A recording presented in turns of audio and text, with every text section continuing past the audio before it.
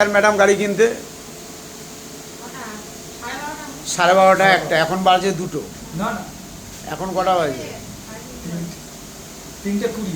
ওই 1-1.5 ঘন্টা তো গাড়িটার সার্ভিস হলো না, আপনার লোন পাস হলো, তো এইটুকু তো টাইম দিতে হবে। আমাদের আরও তাড়াতাড়ি হয় যেহেতু আপনার -1 সিভিল। তো আপনারা কোথা থেকে এসছেন স্যার ম্যাডাম গাড়ি কিনতে? আমার বাড়ি হচ্ছে আগরপাড়া। আগরপাড়া কদমতলা, নর্দমদম মিসবাড়ি। নর্দমদম মিউনিসিপ্যালিটি।